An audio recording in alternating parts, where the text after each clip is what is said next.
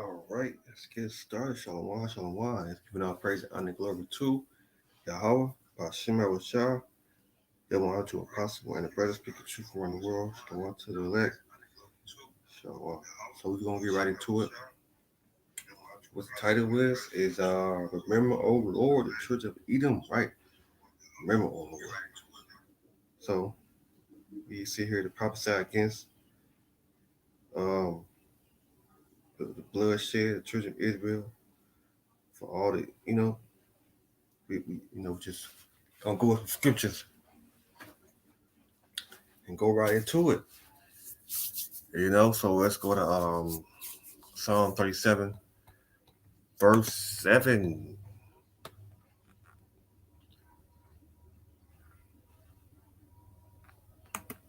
Psalm 37, verse 7. Let's go right into this. It said, Remember, O Lord, the children of Edom, in the day of Jerusalem, who say, raise it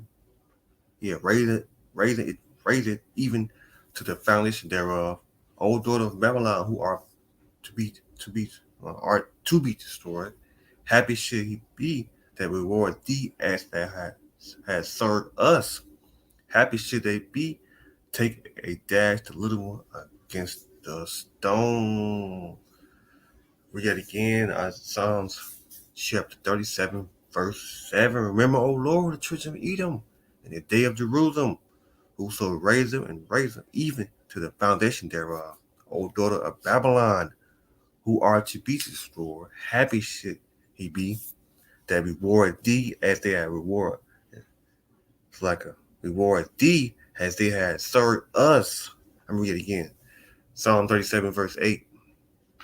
O daughter of Babylon, who are to be destroyed, happy should he be that reward thee as they had served us. Happy should he be that take and dash the little one against the stone. So as you see here, man, we're gonna just get right into it, man. For all the your sins that reached up to heaven, man. To perpetuate hate, you got so-called Negro Latino, man. You people's still trusting this just the enemy, man. This how they feel about you. We see.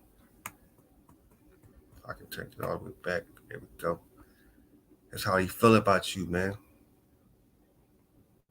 So we're gonna let it play. Ask yourself the question: if you grow up and growing up, you see literally thousands of examples in cartoons, in movies, in books, and in real life of blacks being the victims of pain, and the victims of aggression, and also the perpetuators. What seeds does that plant? What we try to do in the entire museum is to reemphasize that the pieces in here are caricatures. They are not real people. It's a distortion. It's a lie. I was in the land of cotton, old times there, I'm not forgotten. The great, land in Dixieland, where I was born.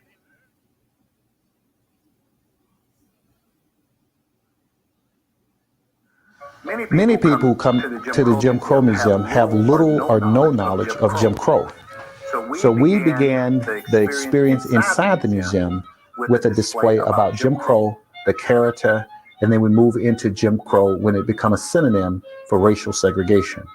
This wall here is a blown up version of an 1832 sheet music, which was called Jim Crow. You have here the silhouette form of Thomas Rice, one of the early blackface performers in the U.S. who put blackface makeup on, got on stage, and pretended to be a black character. He did not create blackface stage performances, but what he did do was to make the Jim Crow persona popular in the United States and across the world. This section of the museum actually has two of the ways we think of Jim Crow. One, Jim Crow as a blackface form of entertainment. Minstrel shows both shaped and reflected attitudes toward African Americans.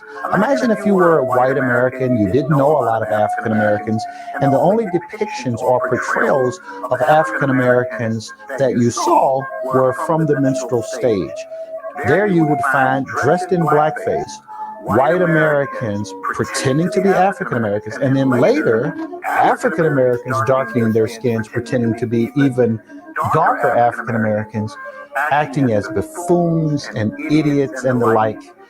Those shows became central to the creation, the legitimization, the spread of the ideas and beliefs that African Americans were inferior others. Would you give me a situation? You'd have to put me through a civil examination. No, stupid. You mean a civil service examination? On the other side, what we have is Jim Crow as a synonym for segregation.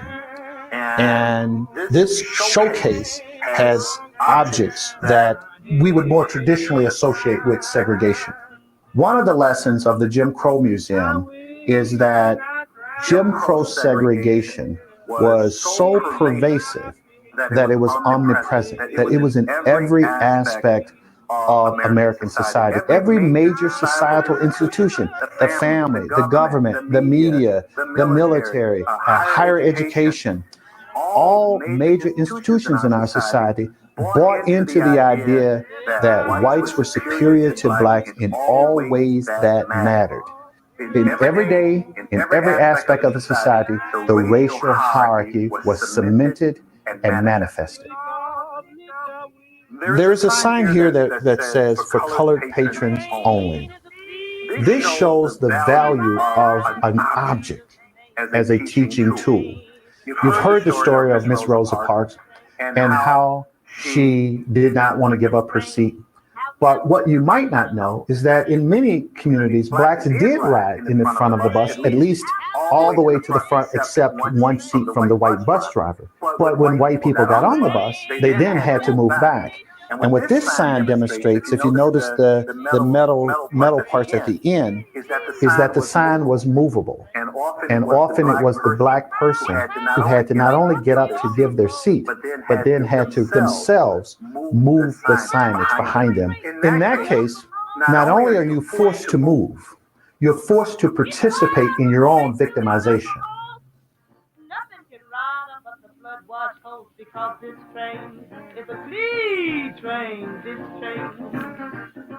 The new Jim Crow Museum afforded us the opportunity to build this wall. For many Americans, when they think about what was Jim Crow, they think only of segregation laws. We know better than that. We know that Jim Crow included every aspect of society. However, the laws were an important part of Jim Crow. Laws that, for example, forbade African Americans and white Americans from playing checkers together, or being buried in the same cemetery, or fishing together, or doing anything that implied social equality. What we tried to do here was to put so many of those laws there that you really had a sense of how pervasive those laws were under Jim Crow. Some of those rules are codified into law. Some of them are norms that they're not laws, but they're just as real. So, for example, if you were in the Deep South or border states, you would have in constitutions and in local city ordinances laws that forbade certain behavior.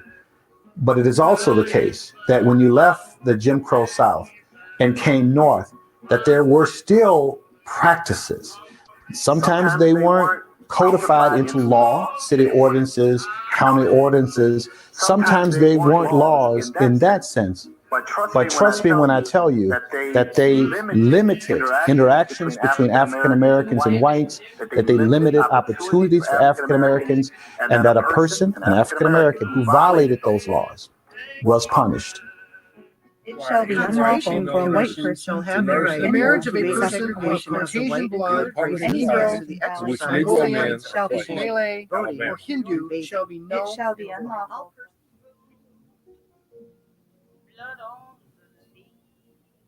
Jim Crow could not have existed without violence, real violence, and the threat of violence. The reality is, people would not put up with a caste system, being victimized within a caste system, if they did not fear violence. And it is an unfortunate truth that in the United States history, that thousands of African Americans were brutally murdered.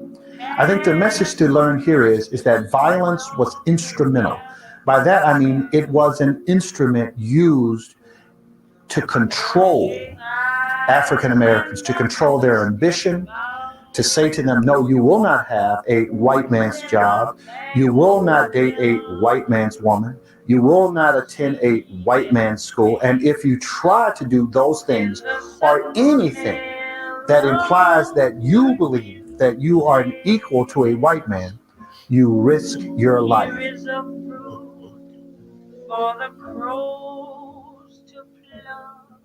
If I had my druthers, I would have scant, if any, space devoted to the Ku Klux Klan. The reason I've never liked to emphasize the Klan is because we don't want to associate racism with just an extremist group. The fact, though, is we've always had to have some Klan material because you cannot tell the story of America's race history or race relations in America's. So yeah, so you see here, man. Man, just to perpetuate hate against the children is real. All right, let's move along with this. Just want to get a little bit. Let's go back to Psalm 31, Psalm 137, verse 7. Remember, O Lord, the children of Edom, in the day of Jerusalem, who said, raise them, even to the foundation thereof, O daughter of Babylon, who art to be destroyed. Happy should he be that reward thee as they had served us. Happy should he be that take and dash that little one against the stone. Yeah, oh daughter of Babylon are to be destroyed, man. So let's go to Psalms 140, verse 1. Let's get that all the way to Psalm 140, verse 1. It said, deliver me, O Lord, from the evil man. Preserve me from the violent man who imagined mischief in their heart. Continue are they gathered together for war. They had sharpened their tongue like a serpent, and a poison is under their lips. Keep me, O Lord, from the hand of the wicked. Preserve me from the violent man who purposely to overthrow my goings.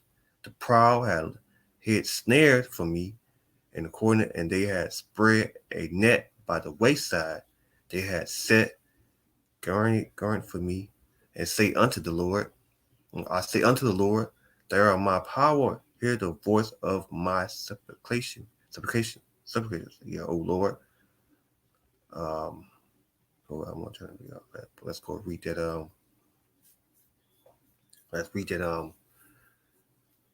Verse 4. Keep me, O Lord, from the hand of the wicked, and preserve me from the violent man who had purpose to overthrow my goings. Right, overthrow my goings. Man, who else gonna go? Let's go to Isaiah 3, verse 11.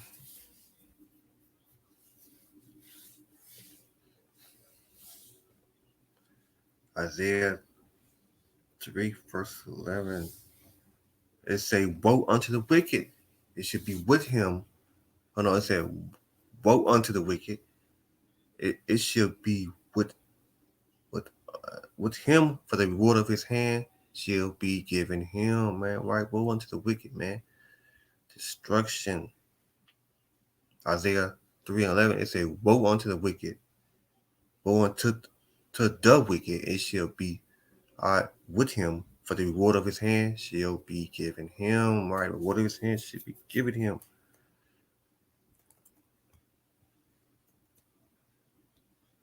All right, let's move along.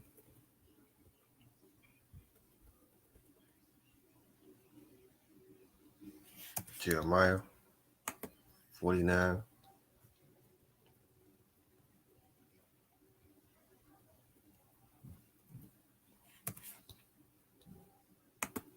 What that? You see, they perpetuate hate against the churches, the so-called Negro Latino. You see that, how they feel about you. And you people still don't understand. But, yeah. Jeremiah chapter 49, verse 10.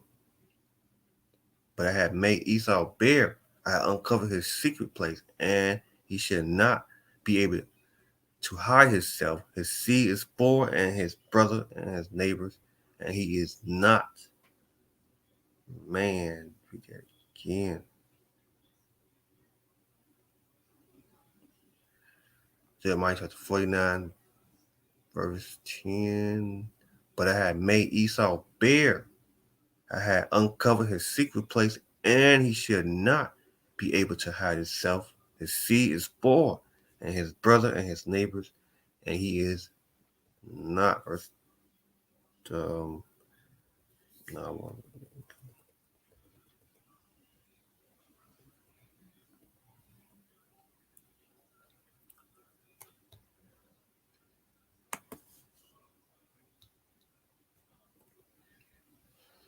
I don't know if that's 51, 7. We're going to figure it out.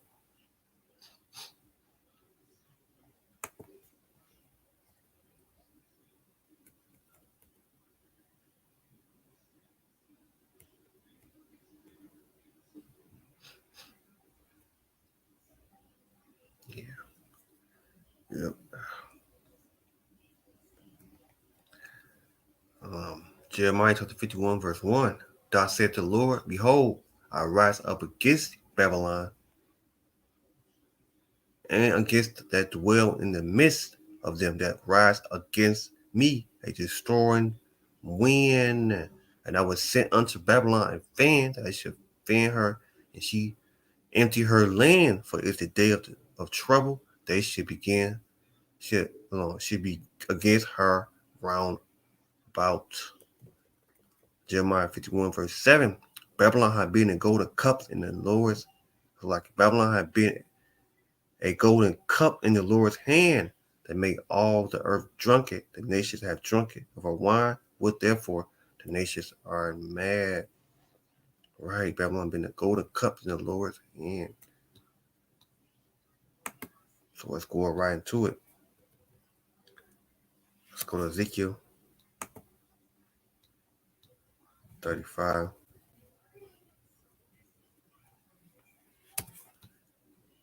Verse 1. Let's go right into it.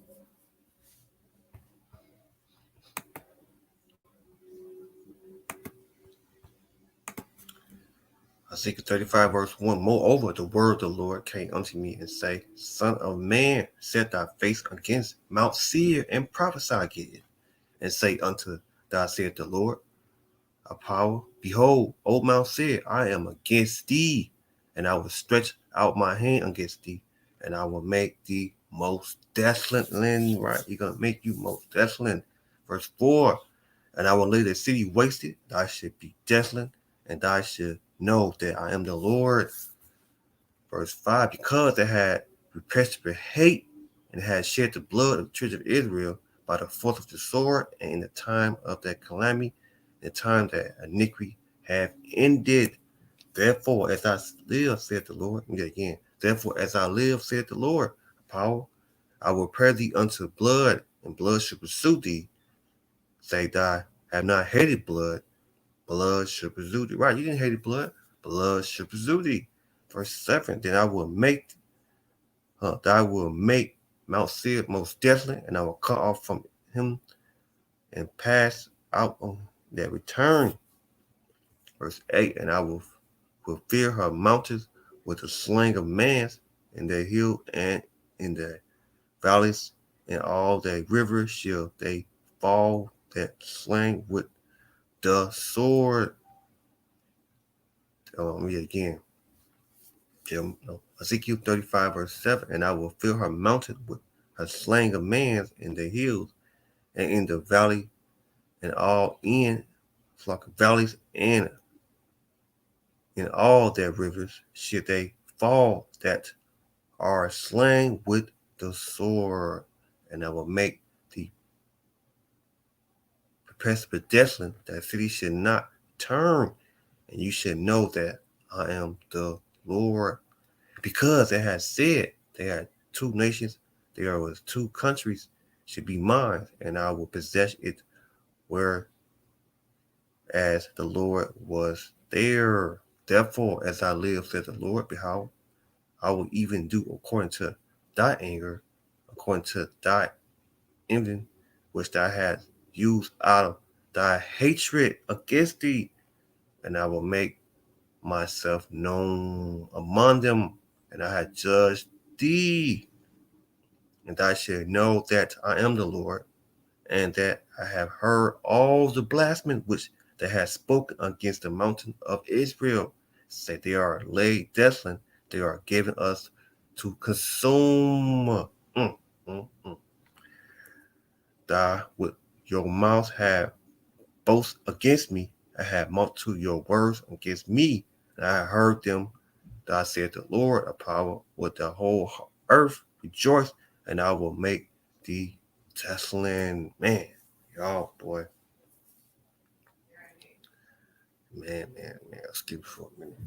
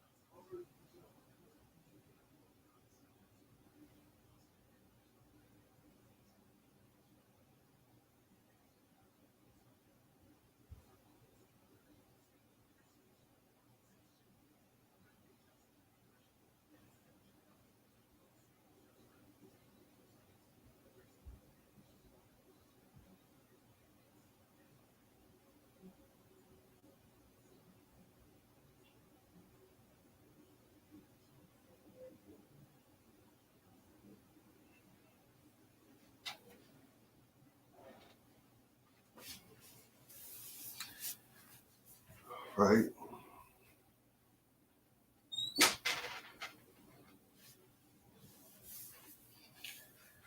All right. Get that out the way. Excuse me.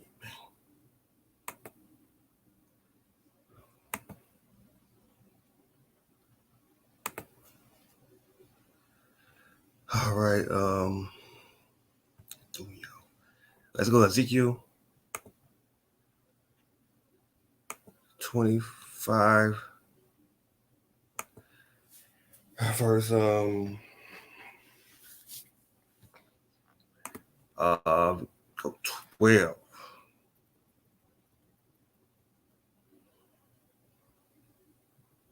Yeah, Ezekiel 25, verse 12. Thou said the Lord of power, because that Edom had dealt against the house of Judah by taking vengeance and got an offense that revealed himself upon thee.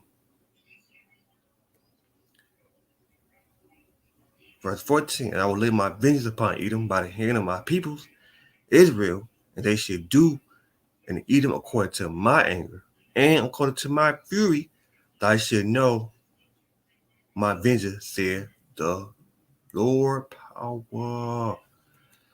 Yet again, Ezekiel 25, verse 14, I will lay my vengeance upon Edom by the hand of my people, Israel, and they should do in Edom according to my anger and according to my fury, and I should know my vengeance, said the Lord power. It's all right, man. Mm. Let's go to couple more. No, I'm not done yet. Get that. Gotta get this out too. So right, man.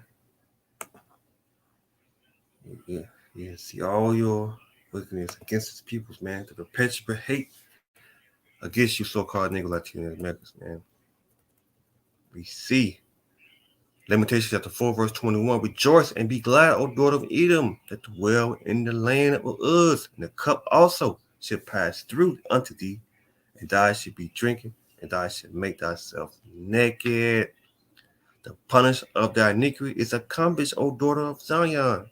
He will no more carry thee away in captivity. He will visit thy iniquity, O daughter of Edom, and he will discover thy sins, right? He will discover thy sins. Read again, Lamentation 4 and 22. Thy punishment of thy iniquity is accomplished, O daughter of Zion. He will no more carry thee away into captivity. He will visit thy iniquity, O daughter of Edom. He will discover thy sins. Get a couple more.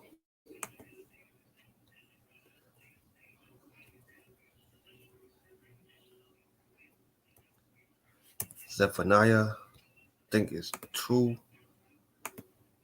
verse 8.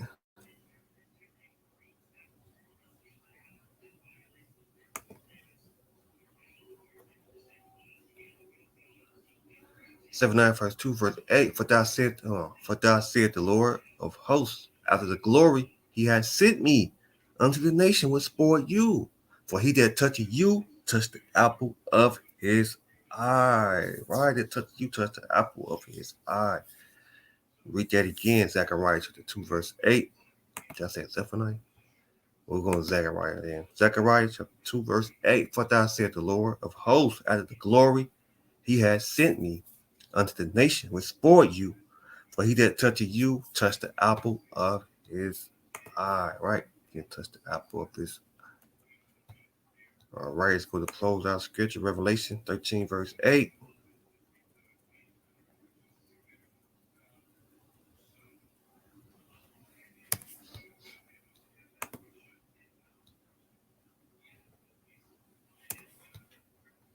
Yes, 13, verse 8. I forgot. I think it is. We go. Oh, yes. Revelation 13, verse 10.